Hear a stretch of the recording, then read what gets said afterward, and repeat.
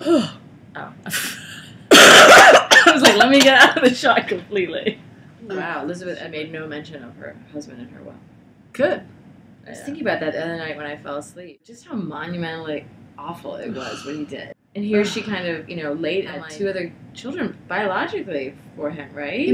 Was she in her 50s? Yeah, and I was like, God, for all you know, maybe that screwed up her system and created hormone problems. Totally. And all. Oh my God, this woman did so much for you, and you not only had an affair, but didn't use a condom. Why can't men, when they have affairs, use condoms? I don't know. Because they're doing something so stupid anyway, they might as well just keep being stupid about it.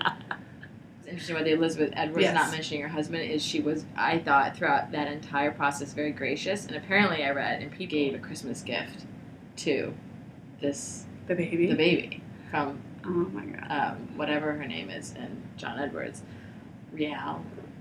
So I thought that was really showed a lot of grace. So amazed by that.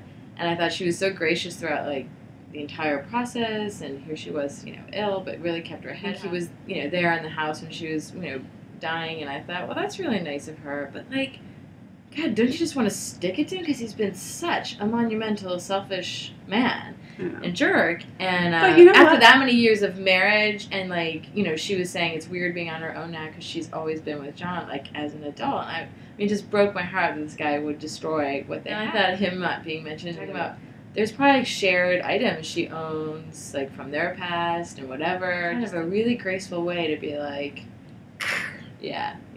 Read between. Never, ever have any career.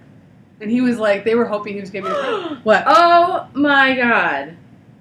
What John happened? Edwards asked mistress to marry him 3 weeks after his wife Elizabeth died of cancer. Oh, that's disgusting. He is disgusting. Oh my God. Oh. Read it out loud.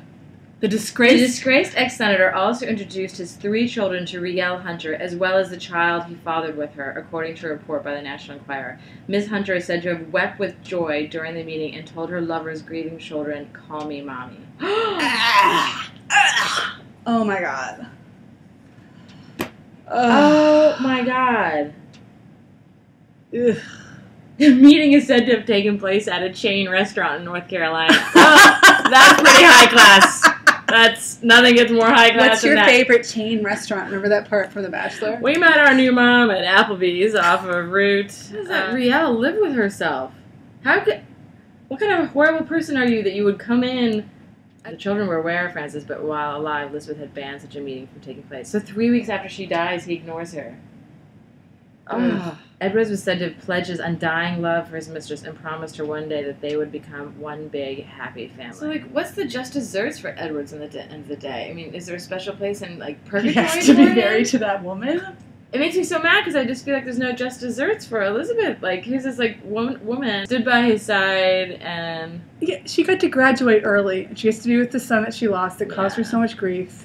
And, and her children know the score. They were raised by a classy lady. The problem is that Edwards was probably too superficial for his wife. They weren't a good match. I mean, what would be hard as a kid is that you'd have this mom who you looked up to and were so close to, and your dad, all of a sudden you're like, oh my God, Dad is a loser, basically. Yeah. Oh, he is. That's the thing. But it would kill me because she said, and I was I would feel the exact same way. You lose a child, you're no longer afraid of dying because you're basically I'll be with him.